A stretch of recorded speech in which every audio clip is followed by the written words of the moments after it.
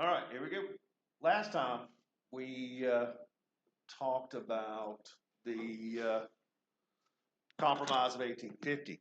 And I told you all, or if you've watched the thing, then you guys know that the Compromise of 1850 centers around one, getting California into the Union, which it did in 1850 and came in as a free state, which upsets the balance of power against the South and against the slaveholding areas, but the South will trade that off in favor of one, getting the potential of getting one of these two territories to come in as a slave territory because of popular sovereignty. Now that's a big if, okay? There's no real guarantee that either Utah or New Mexico would ever come in as a slave territory, as a slave state. You can't grow cotton out here, but it is feasible that it could potentially happen, but probably won't.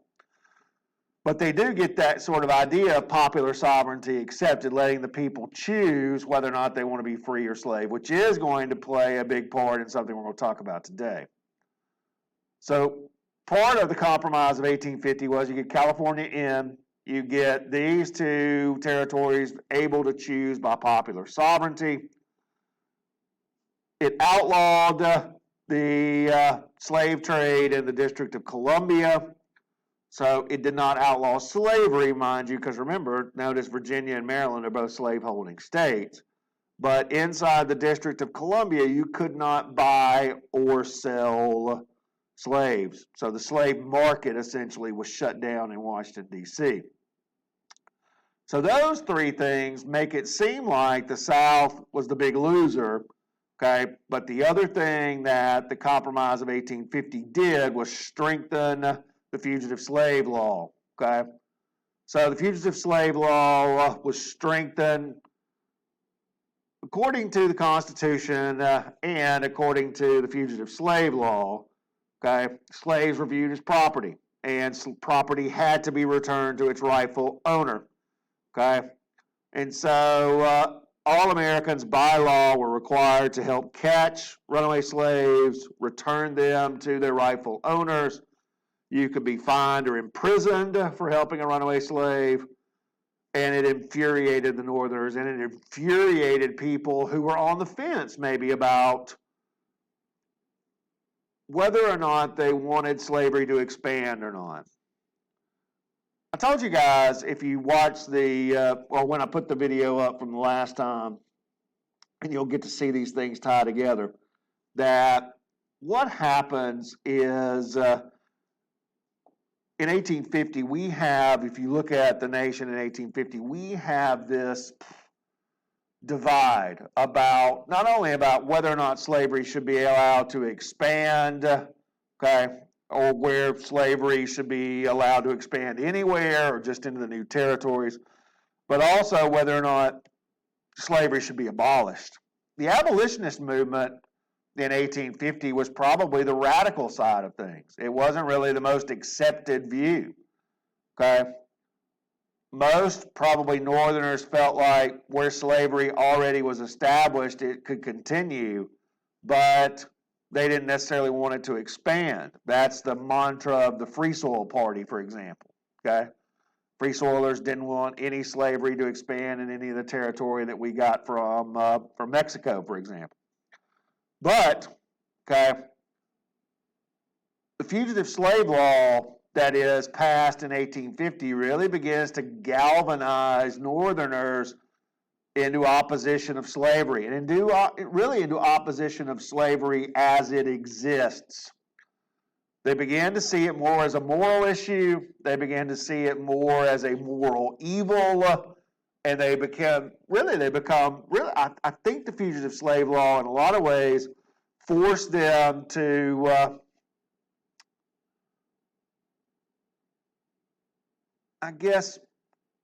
recognize that the evil of slavery, where they may have been able to ignore it or justify it, okay, prior to this, when they began to there are a couple of things that happen, but the fugitive slave law certainly makes them I guess, understand that this might be a moral crisis. Okay.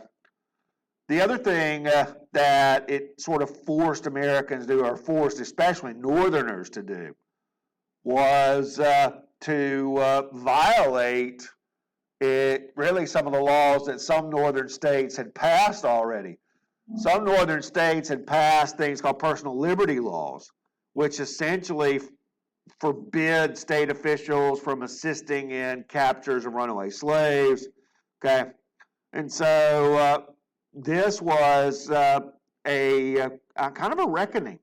They now have to kind of decide whether or not they're going to abide by the law, which comes out of Congress, is passed, it's signed by the president, okay, which becomes the law of the land. Are they going to abide by that, or are they going to do, in many cases, what they felt is morally right and ignore it?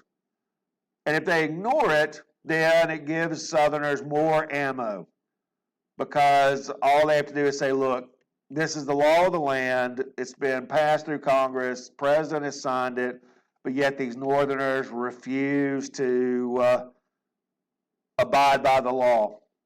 And therefore, they are determined. And it allows Southerners to say, look, all they're trying to do is destroy our way of life. All they're trying to do is ruin our economy. They can't even abide by their own laws. Okay? And it really does become a crisis. But then something happens, okay? And all of this fugitive slave law stuff, okay, begins to come to a head, okay, when you see Harriet Beecher Stowe publish Uncle Tom's Cabin. Abraham Lincoln once remarked when he met Harriet Beecher Stowe that this is the little lady who starts the Civil War. All right, how can Harriet Beecher Stowe write a book, Uncle Tom's Cabin, that leads to the Civil War? Uncle Tom's Cabin is a pretty simple thing, okay? It is a story about slavery, okay? It was published in book form as Uncle Tom's Cabin, inspired perhaps by the fugitive slave law. Harriet Beecher Stowe writes about her experiences with slavery. It is one of the greatest selling books of this period. During a very short period of time in the 1850s, it will outsell the Bible. Okay, it is the most popular book in America. Some are going to read it and be confronted for the first time with the brutality of slavery. In it, she talks about the role of the overseer, the brutality of slavery, both in the fields and in the homes. Okay, because it's not just male slaves that were beaten, but also women. All right, and of course, you understand if you watch the stuff that I did about slavery earlier on, you also realize that many of those slaves, especially around the house, were also raped. Okay, so it is a system that is built on brutality. And so for the first time, many Americans began to read this, and it clashed with what they had been taught or what they believed about slavery.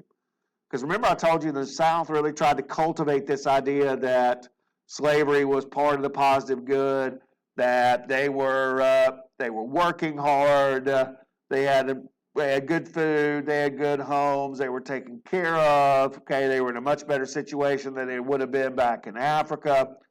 Okay, their lives were better here, even though they have to work, and even though they're slaves, their lives were much better here than they would have been back there. And when you read Uncle Tom's Cabin, that blows all of that up. Now the question is, okay, and the real question is which one is right, okay? And you guys know that both sides are going to exaggerate things, okay? But the brutality portrayed in Uncle Tom's Cabin and the way slaves were treated in Uncle Tom's Cabin was much more accurate probably than the South's notion of slaves' lives being better than they would have been back home in Africa, okay?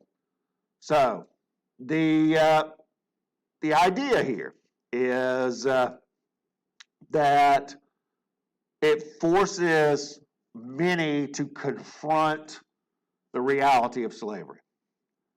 Southerners often called it propaganda, called it lies, didn't believe it was true, okay, and of course thought it was another example of how the North tried to destroy the South. Now they're trying to destroy them morally, okay.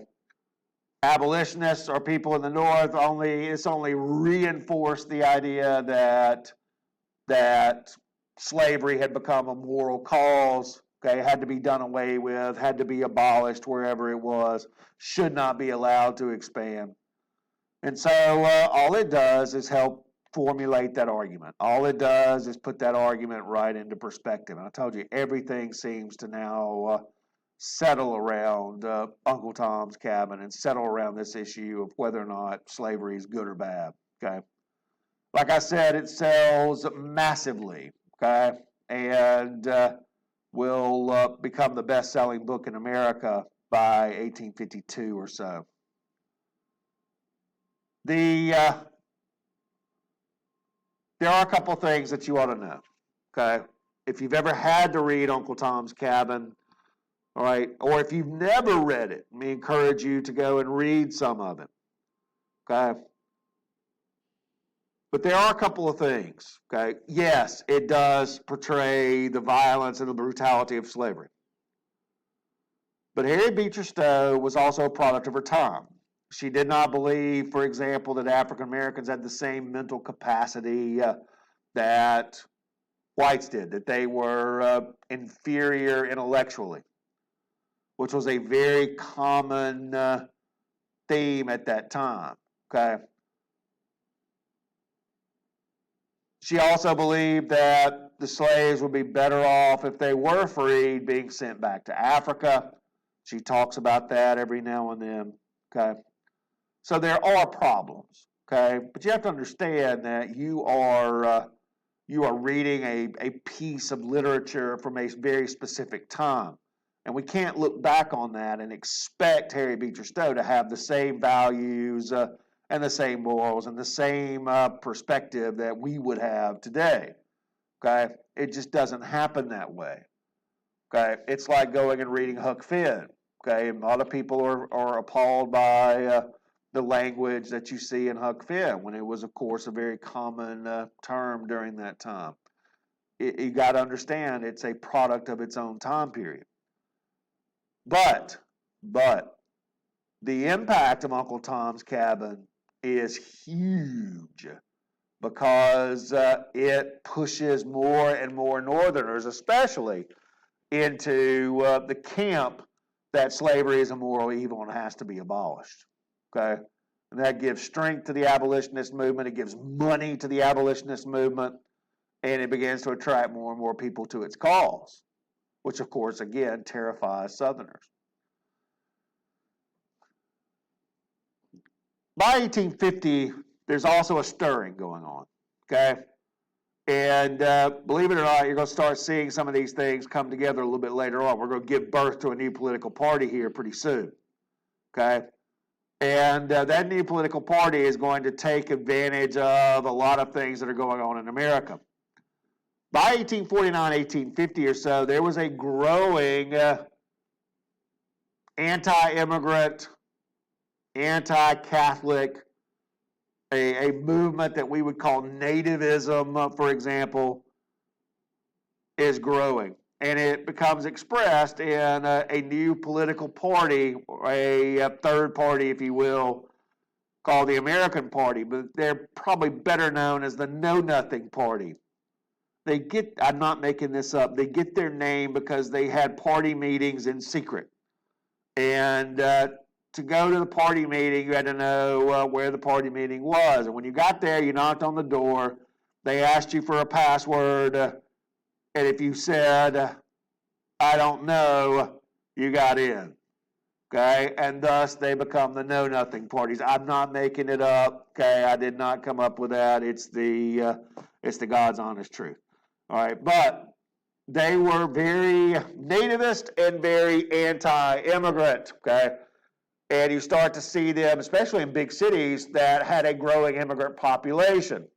Okay, and some of these gangs that began to show up and be associated with the Know Nothings were pretty violent, like the ones in New York City. Okay, now that is also going to be absorbed into a new political party, and we'll talk about that later on. Okay, but the Know Nothings are out there as well. Okay, and they don't really have a major impact yet, but they will. Okay, all right.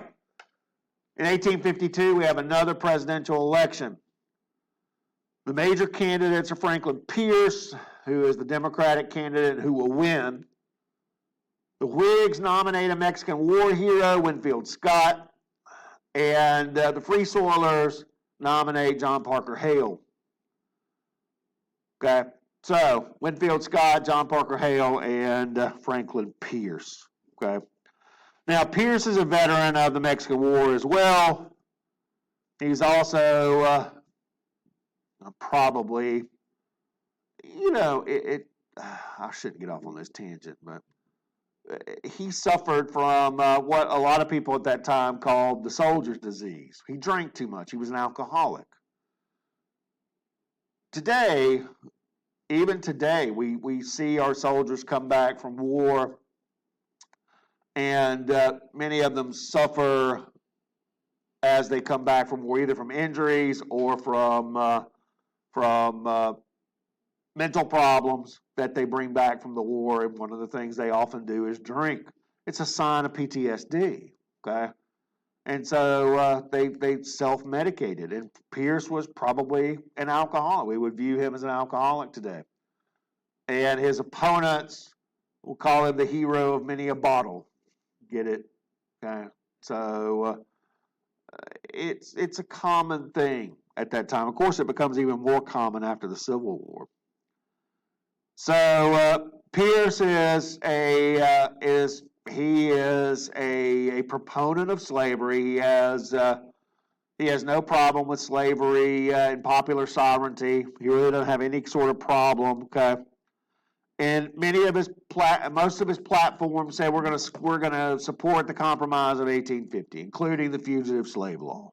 Okay, so he doesn't necessarily like a lot of the agitation that's going on over the expansion of slavery, and he kind of tends to support states' rights. His vice presidential candidate was a guy from Alabama, William Rufus King. So you can kind of see what they're trying to do here. Okay, support slavery. They bring in Pierce, but also give him a guy from Alabama. Okay, Pierce is from New Hampshire, but was a supporter of slavery. And then you bring in an Alabama guy, so you've got a guy from New England, you've got a guy from the South, and you see what they're trying to do here. Okay, a little bit of geography there. The Whigs nominated Winfield Scott, and of course the Free Soilers nominated John Parker Hale. It seemed like every candidate during the election tried to avoid the topic of slavery. Even though that's really probably what the election was about, they tried their best to dance around it. Okay? Well, the Free Soilers, their name tells you what they're about, right?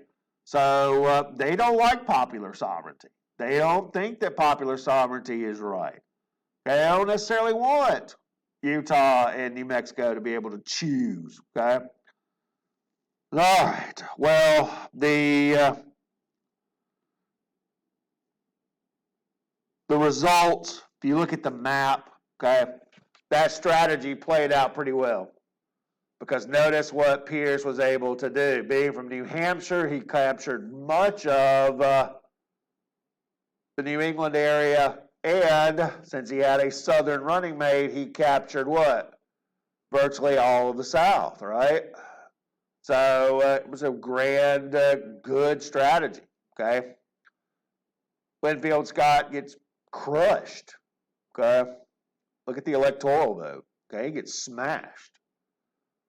So the 1852 election puts Pierce in office, and in his inaugural address, he pledged, look, I'm going to support the Compromise of 1850.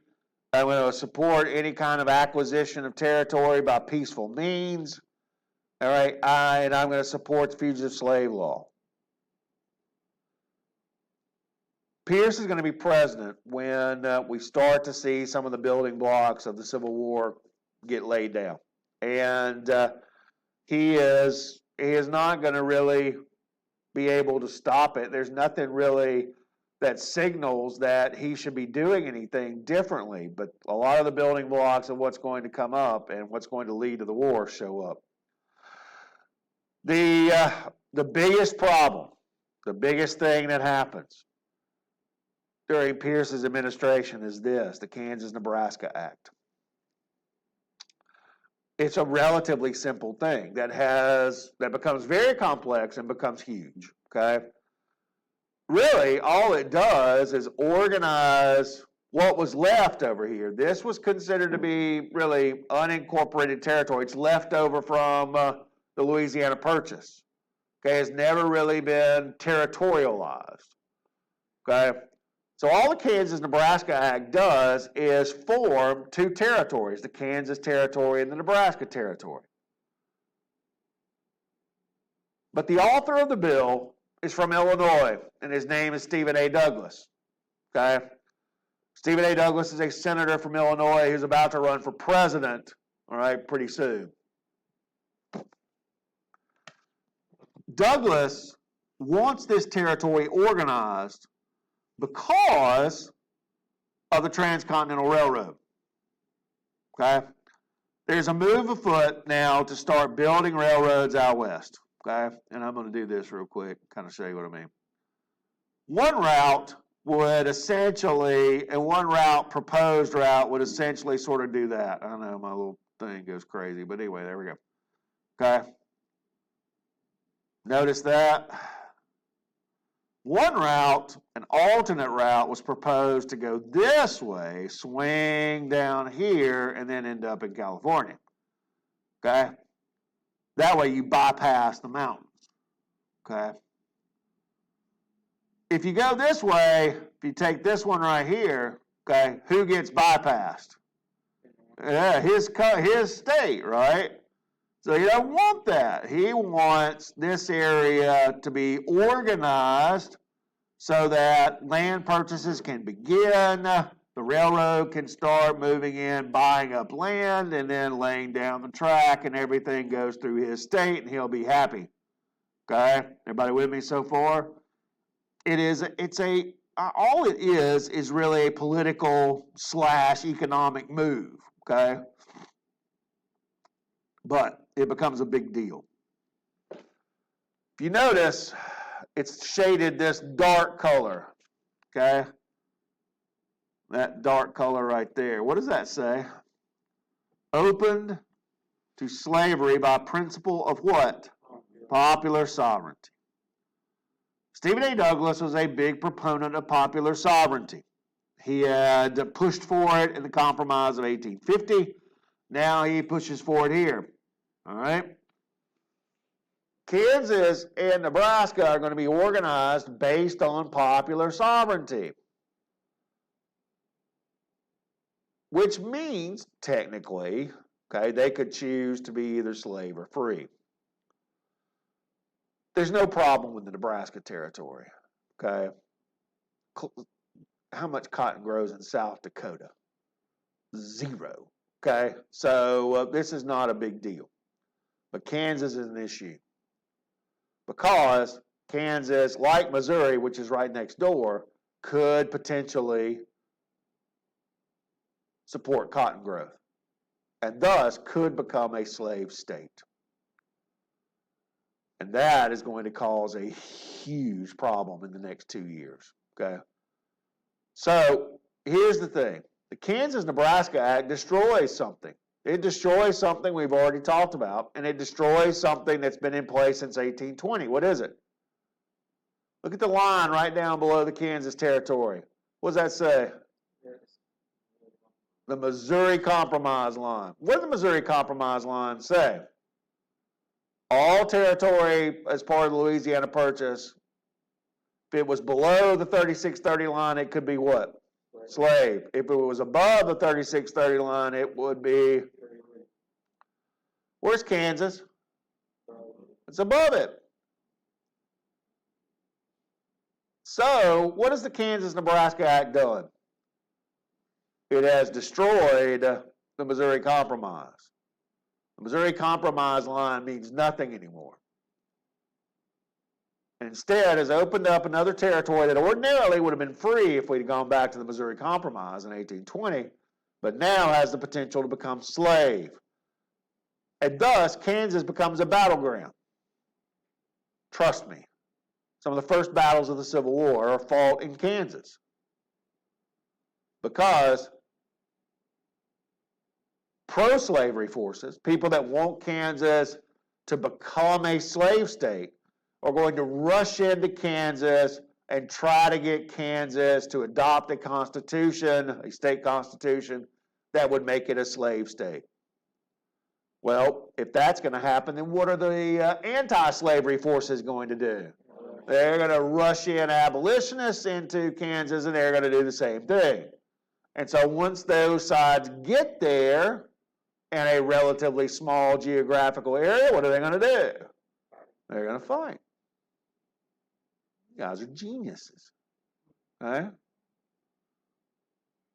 You put the right people in the right place, and all of a sudden, we get a war. And we do. Okay? What is the Madison-Dixon line? It's the Mason-Dixon line. Yeah. What is it? It's a line that a lot of people confuse with the Missouri Compromise line. It's a line that said everything below this line was technically slavery or a slave state. This is what sort of defined the South. And so if you extend that line this way, you can kind of see that's where it kind of extends, right? Yeah. And so technically, if you want to define the South by this Mason-Dixon line, then Kansas could potentially be fit in there, right? But the Missouri Compromise line is much more formal because it actually was part of what we've talked about here, and you can see that is not good, okay? So that destroys the Missouri Compromise. And it's going to lead to fighting in Kansas. Over the next 2 years, both pro-slavery and anti-slavery forces will push into Kansas. Missouri is right here, okay?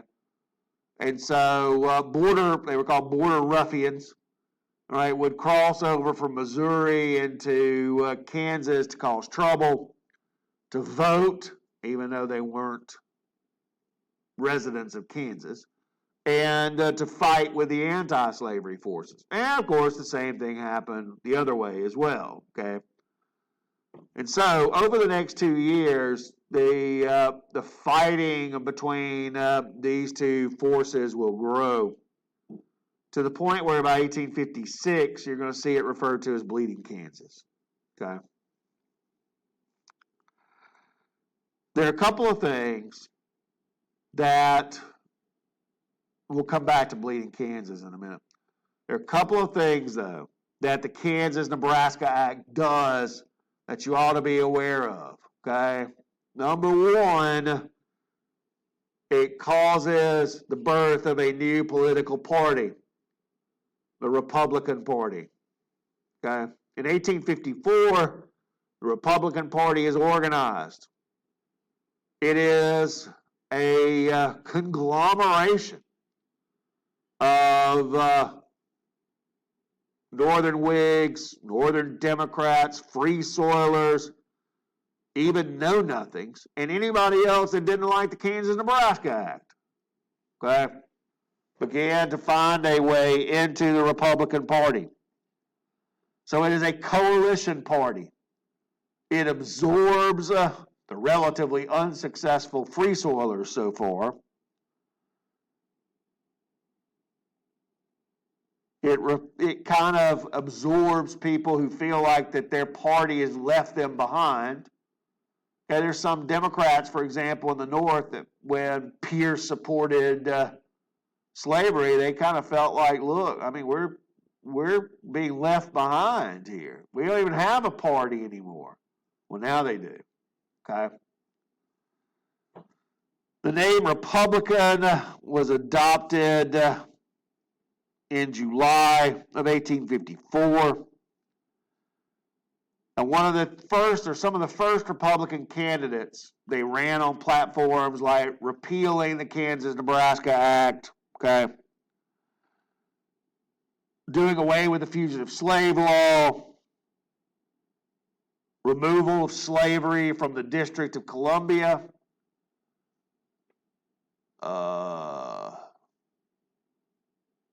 What do all three of those seem to have in common? Yeah. In some way or another. And so the Republican Party begins to coalesce as a political party in opposition to slavery. Now, it's not the only thing that the Republican Party supports, okay? And Republicans are going to have to be very careful early on, not just to make themselves an anti-slavery party, okay? But it's pretty clear that that's one of the things that begins to draw them together. Some of the early leaders of the party include Charles Sumner, a senator from Massachusetts. Some of the Free Soil leaders like Salmon Chase, okay? And some up-and-coming politicians like the young congressman from Illinois, Abraham Lincoln. It's about this time that Lincoln makes his first denunciation of slavery. In Peoria, he, for the first time, really spoke out against slavery, condemned the Kansas-Nebraska Act. Now, he acknowledged that Southerners had constitutional rights. He acknowledged that that was part of it, okay? He opposed slavery in the territories and believed that emancipation should happen gradually in the South, but that slaves should eventually be freed, okay? And so, by 1854, you have a new political party on the scene, the Republican Party. 6 years later, that same guy that's denouncing slavery in Peoria, denouncing the Kansas-Nebraska Act, is going to be elected president. And his election does what?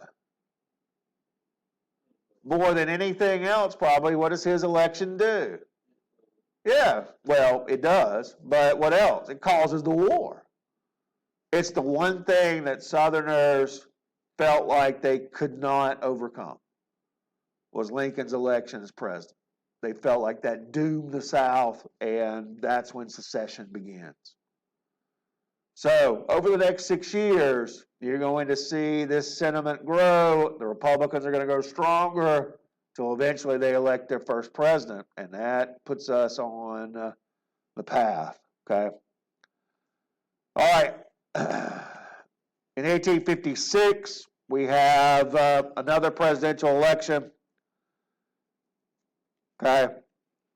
And that's kind of going on right in the middle of Bleeding Kansas. So we're going to talk about these two things sort of simultaneously. But I want you guys to know who gets elected president in 1856, okay? The Democrats nominate James Buchanan. He was not the most popular candidate. Notice the Democrats don't even renominate the sitting president. Okay? Pierce was the president, right? He hadn't given up hadn't had his second term, whatever. They can't even renominate him, okay? So they eventually, after about 17 or so ballots, decide to pick James Buchanan.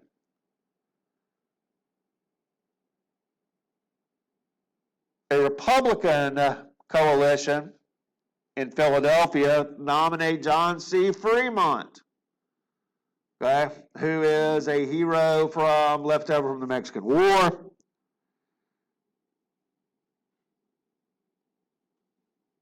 Their campaign slogan, one of my favorites: free soil, free speech, Fremont. Okay? Pretty catchy. All right? And so they nominate as their first presidential candidate John C. Fremont. And the former president, Millard Fillmore, runs as a Whig. Okay? Now, Buchanan is going to win. Okay? Buchanan will win. I think I have the results here. There we go. And you guys can see that Buchanan wins. But take a look at the green states.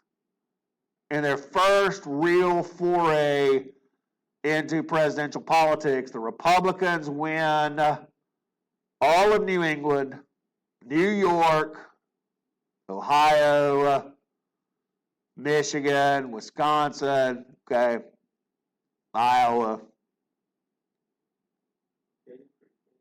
They do pretty good. They do pretty good. What they need is to win these states right in here. Where's my thing? All right. They need to push well, you might as well count out Missouri, but they need to push that down into there, okay? And they need to push that out here. Why? Because that would give them a much closer, and all of these states are free states, right? They need to win the free states, okay?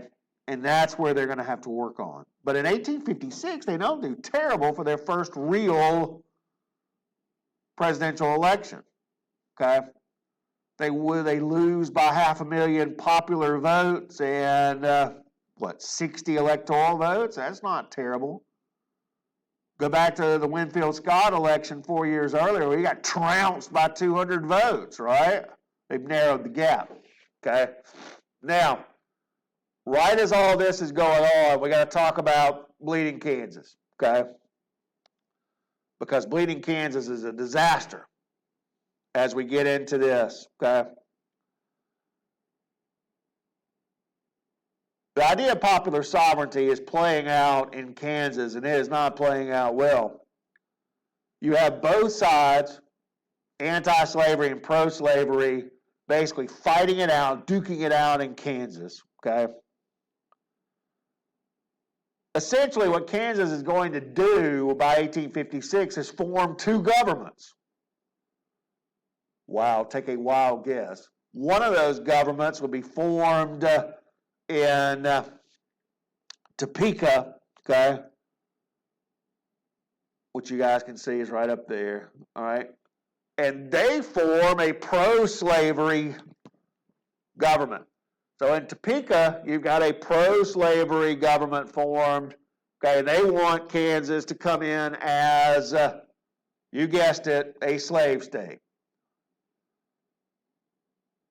Other Kansans say, no way, we're not doing that, and they form a government over here at Lecompton, and they want to come in as a free state, okay? Topeka is slave, Lecompton is free, okay? All right, well, duh. Well, you know that this is a disaster already, right? So they can't even decide which one is the right government, which one is the right constitution, and which one should be admitted into the Union. Good Lord. To make matters worse, you've got some people here that are really violent. Okay, you have a lot of violence going on both from the border ruffians and from others. Okay, and then you get this. Okay, right here, let me make this a little bit bigger so you can see. I can do that. Okay, right there in May of 1856, you have one of the most violent incidents take place in Kansas, okay, between anti-slavery forces and pro-slavery forces. That takes place at Pottawatomie Creek. Yes, I know, nobody can spell Pottawatomie Creek, okay? But there it is, so you better know what it is at least, okay? The violence at Pottawatomie Creek revolves around this guy. Might know who he is? Simple name, John Brown. John Brown is he's a very complex dude, okay? John Brown is an anti-slavery crusader. Okay, he believes he's called by God to end slavery. And so he and his family are in Kansas fighting against the pro-slavery forces. At Pottawatomie Creek, John Brown's family will attack several pro-slavery people and not only kill them, but dismember them, hack them up, okay, and leave them in pieces at Pottawatomie Creek. Now, of course, John Brown is never caught, never put on trial for these murders, and he escapes Kansas. But he becomes really the boogeyman for many Southerners who believe that this is the direction it's going. That abolitionists are going to kill them all in their beds, okay? That anti-slavery forces are determined, come hell or high water, to remove them, not even by legal means. They're just going to kill them all, okay? And John Brown, for Southerners, becomes a madman. For many Northerners and many abolitionists, he becomes a hero, okay? And so, in 1856, we get our first real dose of John Brown.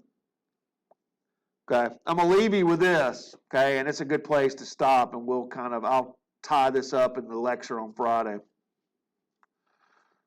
But one of my favorite Civil War historians died several months ago. He was in his 90s. His name is Ed Barrs. He had come here. He'd become a historian after World War II. He came here to Vicksburg. He is the guy that found, if you've ever been to the Vicksburg military park, he's the guy that found the Cairo, okay, the ship, and had it raised, okay. Ed Barrs did more to get historians to realize that this part of the war out here was just as important as the war in Gettysburg and in other places. When Ken Burns did his Civil War thing on PBS, the Civil War documentary, they interviewed Ed Barrs, and Ed Barrs said that John Brown was the most important thing in causing the Civil War. He was the most important figure that led to the Civil War. Because once again, you have a person that is like a razor. He does something and you're forced to choose. And you're forced to choose either the morality of slavery. Is it right or is it wrong? Well, Brown saw it as wrong and acted. And of course, Southerners despise him. So, John Brown is not through. We will see him again in a couple of years try to lead a slave insurrection. That is unsuccessful. He'll be put on trial and killed.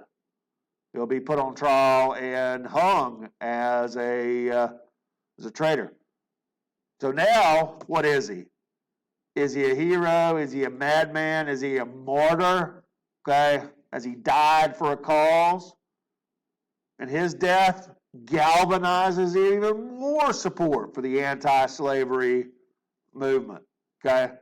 So, John Brown is like that sort of fire bell in the night that jolts you awake again. And Ed Barrs believed that he was the most pivotal figure, really, in the lead up to the Civil War. All right, we'll stop there. Okay, when we come back on Friday, when you guys watch it on Friday, I'll tie all this together. We'll be at war, okay, by the time you guys finish the lecture on Friday. All right, see you guys.